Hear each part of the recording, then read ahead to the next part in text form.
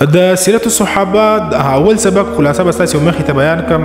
د حضرت ابوبکر صدیق رضی الله عنه مبارک.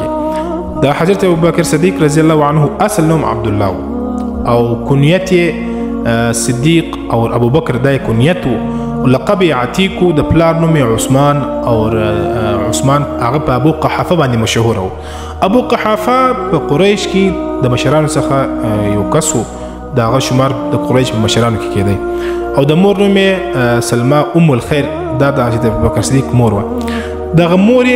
په د اسلام چې کوم هغه اولنۍ کسان وو په هغه کې د اسلام قبول کړي، یعنی په اول شروع کې د اسلام راوړی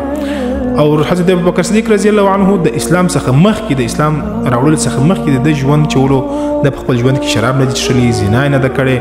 او داسې بد اخلاقی نه د کړي، مطلب ښایسته ژوند د کاوه د اسلام څخه مخکې هم. چې کله حضور صلی الله علیه وسلم باندې نبوت د تحصیل سو د نبوت راغله، دغه بعد نبی اسلام ابوبکر صدیق ته ویلي ابوبکر صدیق پر نبی اسلام باندې ایمان راوړی، تر ټولو لمخکې ابوبکر صدیق رضی الله عنه په سړیو کې پر نبی اسلام باندې ایمان راوړی.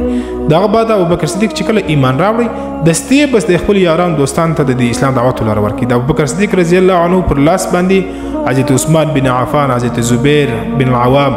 حضرت عبدالرحمن بن عوف، حضرت سعد، دا غټ صحابه کرام د ابوبکر صدیق رضی الله عنه پر لاس باندې ایمان راوړی او حضرت ابوبکر صدیق چې ولو دغه د اسلام لپاره ډیر قربانیانې ورکړي، د خپل مال د خپل جایداد په مد کې او د ابوبکر صدیق رضی الله عنه د اسلام چې کوم غلامانو چې هغه اسلام راوړی بیا هم د دوی مشران پر دې باندې ظلم کوي، حضرت ابوبکر صدیق د غلامان واخیستل د خلکو څخه بیا د الله درزاده لپاره آزاد کړل. په هغه کې اول چې دی حضرت بلال حبشي دی، عامر بن فهیر دی، نظیره دی، نهدیه، جاریه، دا ټول